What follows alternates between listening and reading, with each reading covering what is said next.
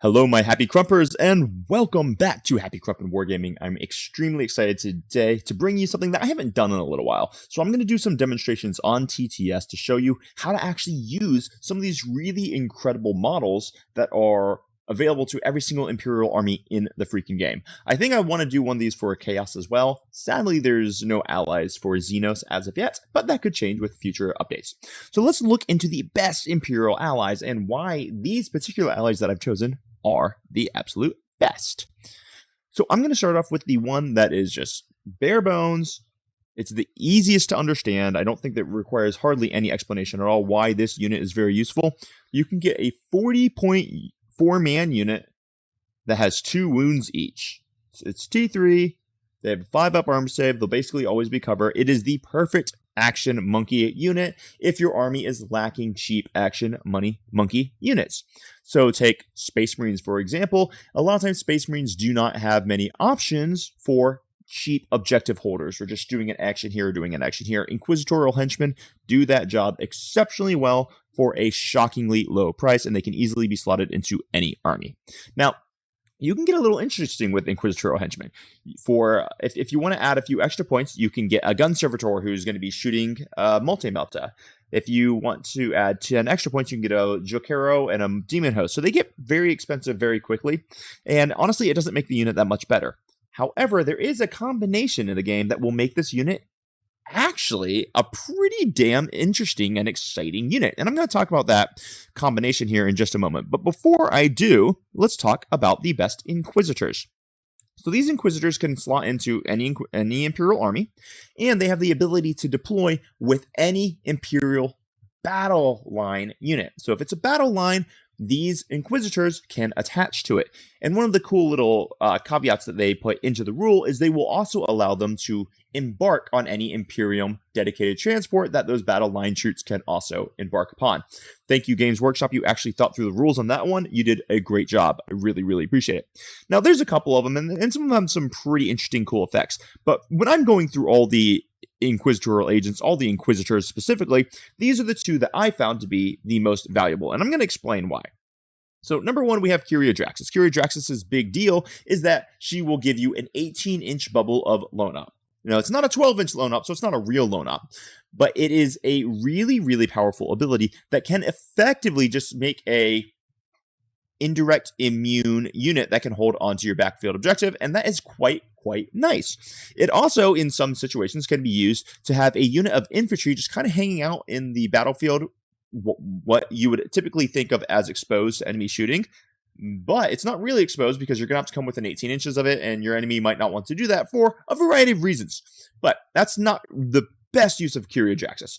Curia Jaxis also has some really interesting anti-infantry devastating wound shooting. She also has another gun that is actually going to be like sustained hits too. That is pretty dang solid, making her a really great pick to go in with, say, Marine squads, because you can have her shooting at an Oath of the Moment target, where she's actually fishing for sustained hits, too, on her gun. That's going to be damage 2, strength 6. And you can also run her with, say, the Custode Guard, because Custodian Guard, they get to shoot twice in a once per game. So you could use her ability to shoot twice once per game, and she would be re-rolling wound rolls since she is attached to the guard squad. So there's a lot of different ways that you could actually utilize her, and I like her quite a lot. She opens up quite a few things. My preferred way to play her, I'm going to talk about that combination on the next slide, but she has a lot of really interesting uses. Then we've got Inquisitor Greyfax. Now, Greyfax is pretty darn interesting. She's going to grant anti-psyker to the ranged weapons in the unit. Now, this is typically a little bit of a niche rule, but being able to on-demand attach anti-psyker to a unit is pretty darn fascinating. So, why is that fascinating? Well, it really stacked well with devastating wounds, right? So suddenly you can put her on with, say, Custodes, and now your Custodes, all their shooting is going to be anti-psyker, which can suddenly maybe actually start hurting Magnus, for example, Assault Intercessors, Stern Guard. Actually, I'm not sure if she can attach to Stern Guard. I'm going to have to check on that, so let's just put a pause on the Stern Guard.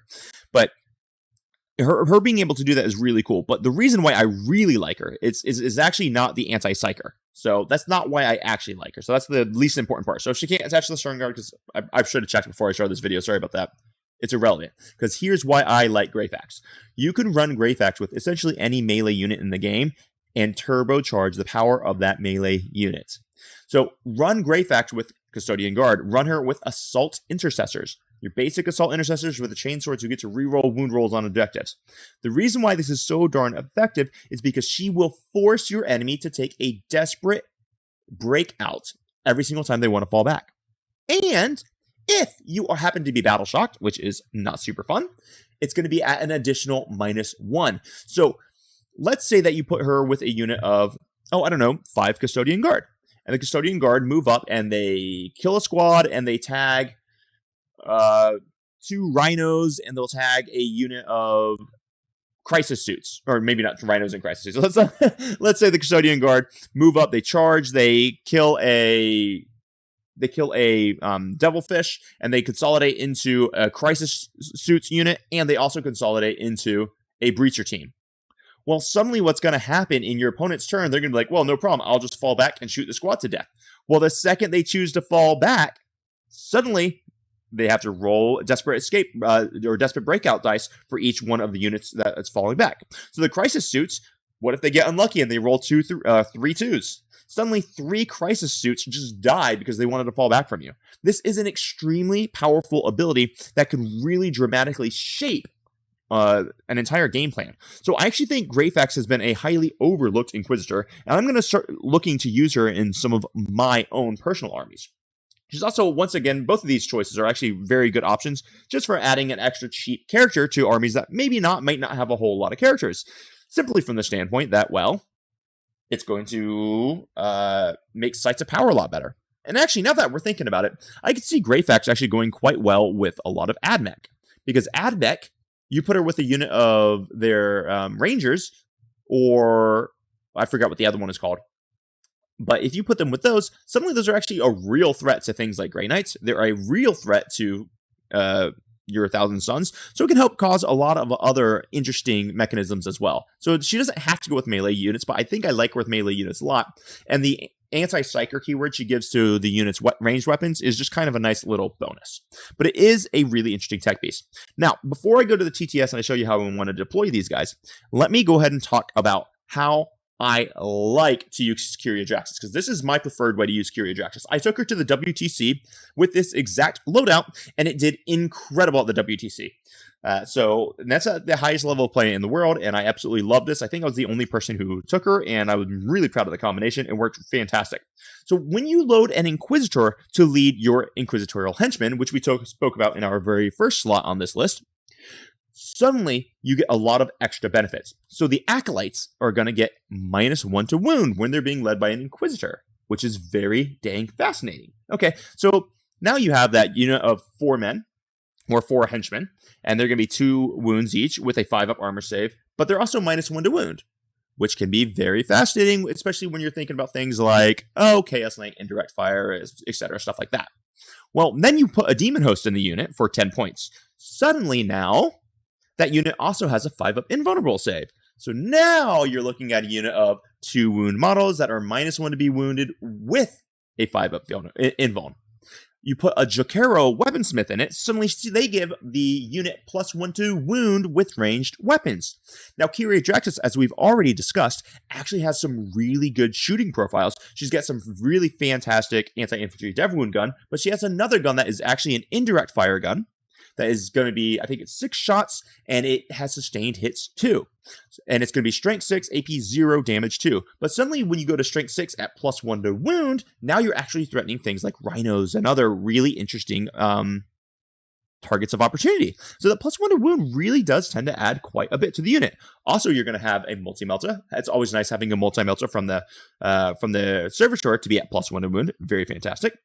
Then lastly, the last model that's going to be in the unit is going to be the Mystic. Now, this is an 80-point unit, but the Mystic gives you a 12-inch deep strike denial bubble. So let's say that we're looking at an army that is, you really want infiltrators, for example, but you can't have infiltrators because you play Custodes or you play AdMech and you don't have deep strike denial. This is a unit that you can slot into your army to give yourself deep strike denial, and that is so critically powerful because it can just make your matchups. Being able to control where Inceptors can drop or where Demons can drop can be game-changing and game-defining. So just by having this unit and having an Inquisitor attached to it, you can shore up crazy weaknesses that your army might have previously had. And I really, really like it. Now, to round out this combo, Jaxis will add +1 to hit against all Xenos. So if you're playing against one of those dirty Xenoses in the game, well, suddenly your multi-melters are hitting on 4s instead of the 5-ups for the Servitor, which still isn't that great, I recognize that, but it makes a pretty interesting little damage boost. It's not why you take the combo, but it is pretty darn cool. Getting Curia Jaxis herself hitting on 2s, however, that is quite a big deal. So I really do actually enjoy the combination quite a bit. And then you wrap it all up in a nice bubble of her lone up, which means you have a basically impossible to kill unit that is not that expensive, that can hold your backfield and screen your backfield from any of those pesky deep strikes for a low price on demand in any freaking Imperial army in the game. And it's very, very cool. So let me switch to the TTS view here because I want to kind of show you how I deploy her and how I would actually use her. That doesn't mean that I wouldn't use her in other situations as well, by the way. Like I said, I enjoy her with Custode Guard. I enjoy her with some Marines. But this is a pretty fascinating way to do it, I think. So I'm going to switch to the TTS view. And now that we're here, let me just kind of show you how I have her deployed. So if I have a unit of Inquisitorial Henchmen, I could actually have them dropped on the backfield just like this. Let's pretend that this is the Mystic, because I don't remember which one is the Mystic. We'll just say this is the Mystic. Well, we can give ourselves a big 12-inch deep strike denial bubble right here, which means for the rest of your game, you don't have to worry about screening any of this. We can actually drop them back a little bit to make sure that nothing's ever going to be dropping into your backfield. And this by one model by itself can basically just win you a freaking game. If you need more area denial, say you want to deny all the way out to here, you could put the Acolyte up here, or the Mystic rather, to deny all the way out here, and then string the rest of your unit around to deny the rest. And now you're like, oh no, Jonathan, now you're super exposed. And it's like, well, you don't want to be super exposed. Well, am I? Because I have an 18-inch range bubble of you can't shoot me, meaning your opponent is going to have to get very, very close to shooter. This is actually a fantastic strategy for holding your home field and never having to worry ever again for a relatively cheap unit. That is very hard. That's, well, not very, but is quite annoying to kill. Meaning you want to actually put real firepower into this unit if you want to try to kill it to get through all the buffs. Because all the buffs, remember, are going to be -1 to wound, a 5-up invuln, etc. So this can be quite annoying to have to kill. And then you still have to deal with some relatively reasonable shooting and quite decent melee. Well, melee's kind of sucks, to be fair. I'll take that one back. So that is how I run Curia Jaxis. Now let's talk about the next unit, which actually goes a little bit faster, and then we'll be zooming right on through. I'm going to go back to the PowerPoint here. Let's talk about the assassins. So there are 2 assassins that I love, and there's 2 assassins that I don't love. So the 2, let's talk about the 2 that I don't love. Well, it's going to be the Calexis, which is the Psychic Assassin. Honestly, it just sucks. I would never use it. It's pretty awful. And then it would also be the Vindicare Assassin. Now, I want to like the Vindicare Assassin, and his rules at face value are not actually quite that bad. But any competent player will never, ever let you draw a line of sight with that assassin to ever get to use him to any effect at all. So I wouldn't really take the Vindicare. Now, let's talk about the 2 that I take basically every single time I run Custodes, and I strongly consider in any Marine list or any other Imperial list that I would ever play. So the Eversor and the Calidus. Now the Eversor is an incredible model that I think is highly overlooked in relation to his big sister, the Calidus. So he's only 75 points. He does still keep lone op, which means he's untargetable outside of 12, which is always very, very valuable. And the 75-point price point is great. He has grenades keyword. He has scouts 9. He can advance in action. He can also give himself sustained hits 3. He's got anti-infantry 3 up with an AP2 damage 2 weapon. This guy is incredible, and he really, really, really dramatically forces your opponent to deploy differently because he has an effective threat range of 18 turn 1 with sustained hits 3. And I cannot tell you how many times I've run this guy in, and you roll 3 6s to hit, and suddenly you just add an extra 9 attacks into the attack pool that are all at strength 6 AP2 damage 2. It is a lot, or maybe it's strength 5 AP2 damage 2, but it doesn't matter because it's anti-infantry 3 up. So it's so powerful. It slaughters MSU units. It is very, very nice. You can also give him Heroic Intervention for free, although that almost never comes up. But he's a very, very useful tech piece for only 75 points. He is value town. When I played against Finland at the WTC, this guy by himself scored me 38 victory points. It was insane how valuable this model can be. So then we'll talk about his big sister Calidus, and then I'll go back to the TTS table, and I'm going to show you how I would deploy them and kind of think about using them. So the Calidus is an extremely mobile teleporting tech piece that is used to score secondaries. Essentially what you do is you start her on the backfield. She can screen out your backfield a little bit. And then at the end of every single turn, at the end of your opponent's every single turn, you're going to pick her up, and then she can teleport, come back down on the next turn. That can give you like, I don't know, a turn 1 behind enemy lines, deploy teleport homers. She's also lone up, so she can't be shot. She's also has the Fight's First ability, which means that if you're attacking her with an MSU unit, say Storm Boys from a Deep Strike charge, she's going to kill the Storm Boys before the Storm Boys can kill her. It is very, very powerful. And then her final ability is going to be the ability to Vect, which is going to make your opponent's battle tactics cost 1 CP more. So if you're playing against orcs, for example, and your opponent is always going to be wanting to spend 1 CP to make their units -1 to wound, well, thanks to the Calidus, it's now going to cost the orc player 2 CP to make that happen, and that can be game freaking defining. So that is the Calidus. She's awesome. So let me just kind of show you how I deploy them. This does not take all that long, and we'll get into the final must-have allies, and then I'm going to give you a little bit of a bonus one that's going to probably surprise a lot of freaking people. So here we are back on the tabletop. So generally speaking, when I deploy the Calidus, I deploy her first, and I just drop her right here in the back line, because you're giving away essentially 0 information to your opponents. And when you give 0 information away to your opponents, they cannot counter deploy you. So she's essentially a trash drop, because it does not really matter where she goes. So this is honestly probably a pretty good place. She can very easily score you Investigate Signals turn 1 if you are doing tactical, for example. And then she's just also at the end of your opponent's first turn, you're going to pick her up anyway, so she can teleport anywhere on the board. So she's great for not giving your opponent information on the first drop. The Eversor Assassin, I love deploying out in the open just like this, because let me show you this guy's threat range. He gets to move 18 inches turn 1 because he has a 9-inch scout move, and then he has a 9-inch move. You can give him sustained hits 3, and he's only going to be 3 inches away from your opponent's battle line on, say, the longest deployment in the game, which is going to be this sweeping engagement. So suddenly this guy is this is the shortest deployment in the game. This is actually a huge threat. So if you're playing against a Eldar player and he wanted to put his D-cannon here, now your Eldar player cannot put their D-cannon there.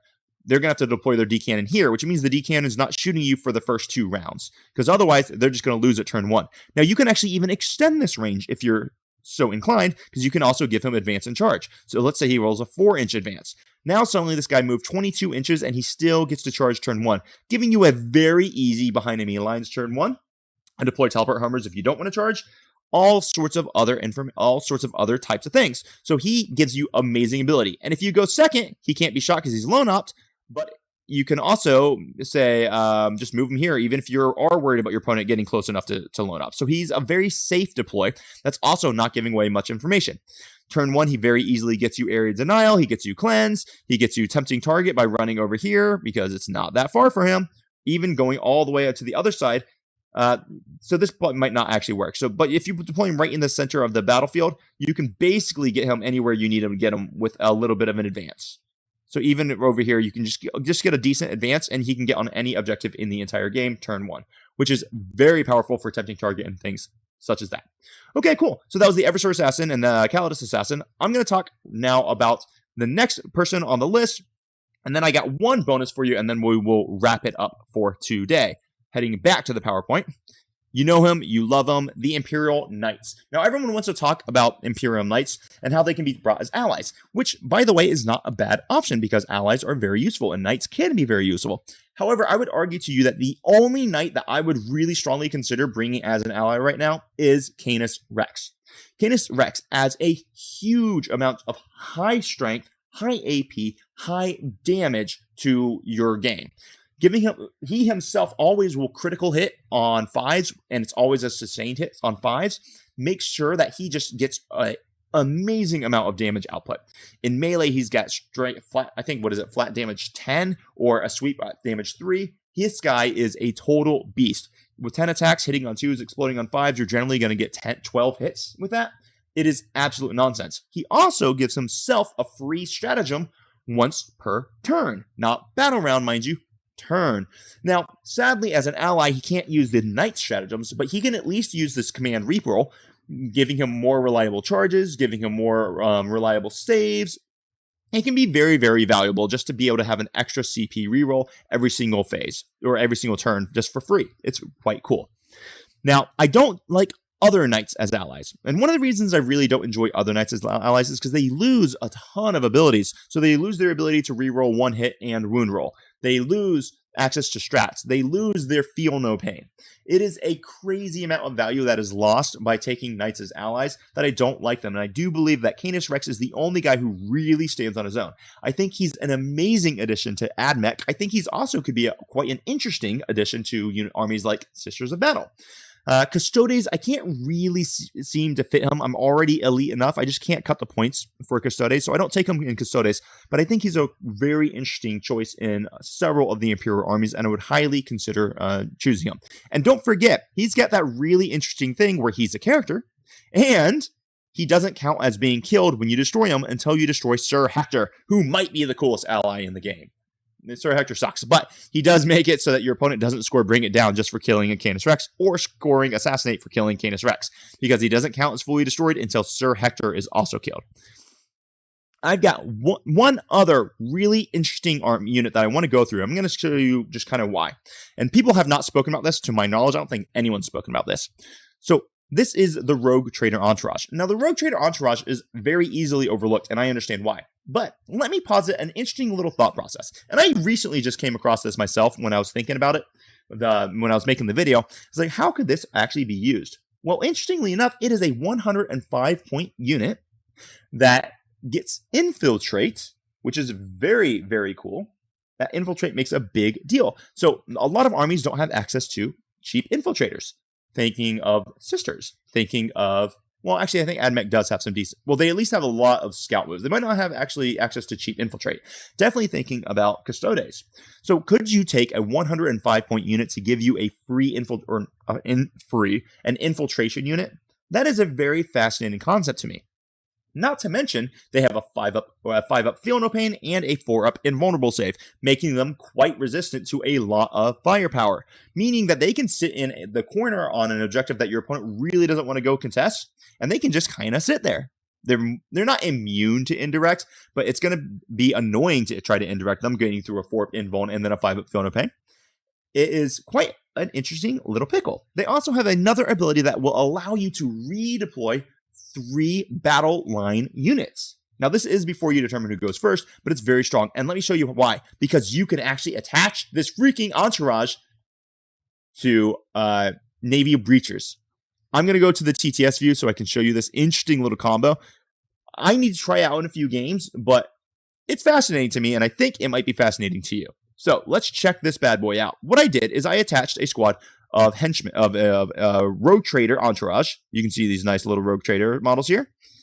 And they are hanging out over here, and I attached them to a unit of Navy Breachers. Look how far I can string this unit out. I strung this unit across the entire map.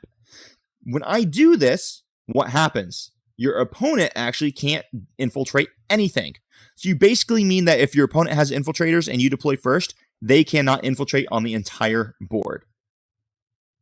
And then, before you determine who goes first, you get to redeploy. So after all deployments is done, you can just pick these bad boys up and redeploy them somewhere safe. Say here.